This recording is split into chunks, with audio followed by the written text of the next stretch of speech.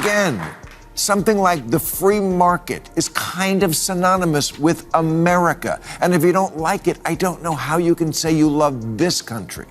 You know who loves this country?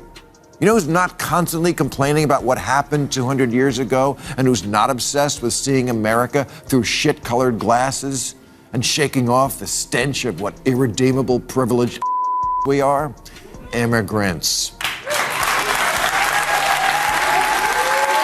AOC says so many people in this country hate women. Oh, geez. Even the guy at the party who pulls out a guitar is like, way to ruin the fun. Bill Maher is once again taking aim at the fringe left, this time for bashing America while glorifying nations with far worse histories. In recent years, countless voices, mostly from the liberal camp, have torn into America for its every imperfection. While Maher admits some of those critiques have a point, he argues most are blown way out of proportion. So, he stepped in to set things straight, and his response was absolute fire. Buckle up, this one's about to get Too many liberals give the impression that to them, America's just a big ugh. The red, white, and ew. A country that started out bad and will always be bad, founded on an unrelenting history of sucking and unable to change. But we have changed a lot. Democrat Cori Bush tweeted, "This land is stolen land and black people still aren't free." And this was on the 4th of July. Really? Not that I give a shit about the 4th of July. I've never been a rah-rah guy. But I am a perspective guy. And that's what too much of the left has lost, perspective. Yes, sometimes it genuinely hurts to see how often the left seems to overlook the good in this country. It's as if they're constantly searching for something to criticize, some injustice or historical wrong to hang over. America forever. They claim we live on stolen land, but let's be honest, nearly every nation on earth was shaped by conquest or conflict, including the ones they hold up as moral examples. They insist black Americans aren't truly free, yet this is the same country that elected a black president not too long ago. Progress isn't perfect, but it's real. And that's what makes Maher's point resonate. America isn't flawless, but it's far from the villain it's made out to be. Instead of endlessly tearing it down, maybe it's time to admit that, despite its scars, this is still one of the few nations striving to become better. 72% of black people under 30 are optimistic about their future in America. Way more than white people the same age. And as far as the land goes, yes, I guess we could change the name of Captain America to Captain Stolen Land. Trust me, even that wouldn't satisfy the woke crowd. No matter how much you apologize or try to make things right, it's never enough. And honestly, what's their end game? Are we supposed to pack our bags, hand over the land, and walk away from America entirely? That's not justice, that's delusion. This is exactly why so many people are drifting away from the far left fringe. Their demands keep escalating, more extreme, more disconnected from reality, and utterly impossible to fulfill. You can't build a better future by endlessly punishing the present for the mistakes of the past. Instead of bringing people together, that mindset only tears them apart. That's not progress, it's self-sabotage. At some point, we need to stop chasing approval from those who will never be satisfied and start focusing on what truly moves this country forward. Honestly, to all the people who start every public event now with one of those land acknowledgements where they say, "I'm standing on land that was stolen from the proud indigenous people of the Chumash tribe," I say either give it back or shut.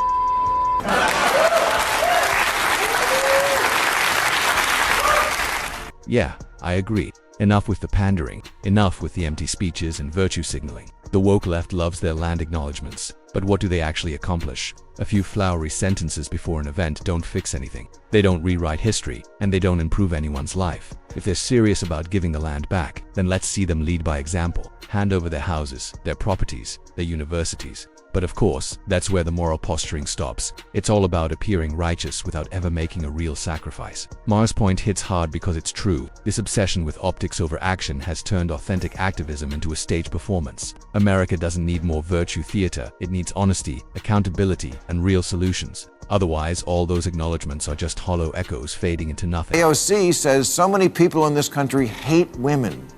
Oh, geez.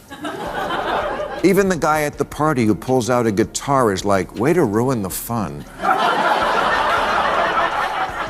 There isn't a country on earth today that defends and upholds women's rights more than America. From equal opportunities in education and careers to the freedom to speak, vote, and lead across every profession, American women enjoy privileges countless others can only dream of. That's why AOC's claim that America doesn't like women, because voters didn't choose Hillary Clinton or Kamala Harris, feels deeply misleading. Elections aren't about gender, they're about leadership, ability, and vision. No one should be guilt-tripped into casting a vote just to satisfy a diversity quota. Kamala Harris, for example, simply didn't make a compelling enough case for why she earned that support. True women's empowerment isn't about backing every female candidate by default.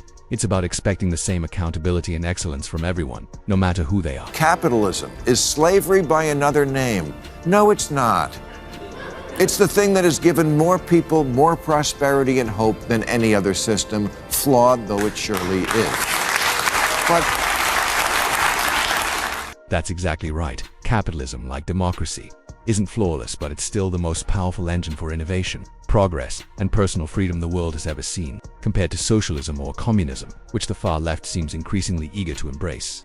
Capitalism has repeatedly lifted millions out of poverty and rewarded ambition and creativity. To be fair, not every liberal is a socialist, but the number leaning that way is rising fast. You can hear it in the rhetoric of younger Democrats, who talk about redistribution and equity as if they're instant fixes. Figures like Manny have managed to romanticize socialism, portraying it as fair and compassionate when history tells a very different story. The irony is that they enjoy the privileges, comfort, opportunities, and free expression that only a capitalist democracy makes possible. Yet they're the ones most eager to tear that system.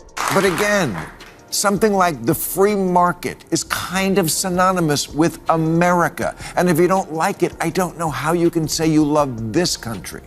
You know who loves this country? You know who's not constantly complaining about what happened 200 years ago and who's not obsessed with seeing America through shit-colored glasses and shaking off the stench of what irredeemable privileged we are? Immigrants. That's exactly right. If America were truly the awful place some make it out to be, why are people across the globe risking everything just to come here? Every day, families sell their homes, empty their savings, and leave their entire lives behind for a shot at the American dream. People pay fortunes in their local currencies just to step foot on US soil. Why? Because despite its flaws, America still stands for hope, freedom, opportunity, and the chance to build a better future. Even in the nations the left praises as more progressive or humane, citizens line up outside US embassies, desperate for visas. That says it all. If America were truly as terrible as they claim, people wouldn't be coming, they'd be leaving. The truth is simple. No one runs toward failure. They run toward freedom. And America, for all its imperfections, remains the brightest beacon of it in the world. Ask any of them why they came here, and they will tell you the same thing. Ron DeSantis put me on a plane.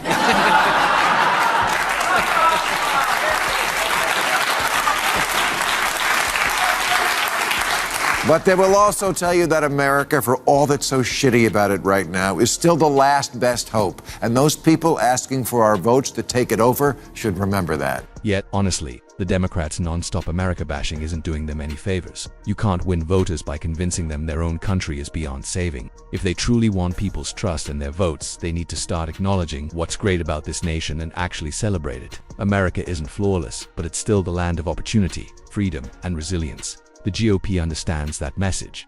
That's why Make America Great Again resonates with millions. It appeals to pride, not guilt, hope, not shame. Instead of tearing the country down to prove moral virtue, Democrats could learn from that. People want to believe in their nation again. They crave optimism, not outrage. Until the left realizes that patriotism isn't a bad word, they'll keep losing ground to a party that still believes America is worth fighting.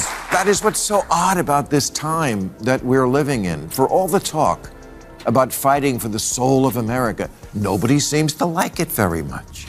Anyone who hopes to lead this nation must first rekindle our love for it. Leadership isn't about dividing people along ideological lines. It's about reminding them of what binds them together. The Democrats launched their ambitious Build Back Better plan, promising a stronger, fairer America. But after 4 years in power, what did we really see? Endless debates over pronouns, gender identity, and abortion dominating the headlines. It's not that those topics don't matter, they do, but they shouldn't eclipse the real struggles ordinary Americans face every day. The economy was faltering, inflation kept climbing, the border was chaotic, and national security felt unstable. Instead of tackling those core issues, jobs, safety, and stability, the administration got tangled in culture wars. A real leader must rise above the noise and channel the nation's focus back to what truly matters: unity, prosperity, and pride in being American. Get creative with a novel, a TV show, or a movie, but history books?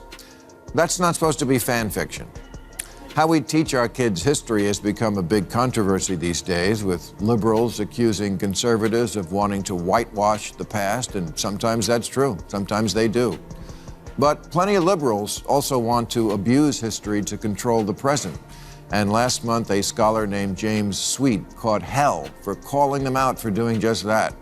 He criticized a phenomenon known as presentism, which means judging everyone in the past by the standards of the present. Not only does the far left constantly criticize America's present, but they've made it their mission to dismantle its past. Nothing ever seems to satisfy them. The present is never good enough, and the past is always unforgivable. They reject the nation's history, its founders, and even its symbols, as though perfection were ever an option. Every era, every figure, every achievement gets picked apart until only the flaws remain. It's exhausting and ultimately destructive. You can't build a stronger future by endlessly resenting the past that shaped the present. Yes, America has stumbled. Every nation has, but it's also evolved, reformed, and led the world in progress. That's why I always say it's impossible to please them. The goalpost keeps shifting, and no amount of change will ever be enough for those who see everything through outrage instead of perspective. And Maher's right, America isn't perfect, but it's still the greatest experiment in freedom the world has ever known. The left's constant self-loathing helps no one. Real progress begins with gratitude, not resentment.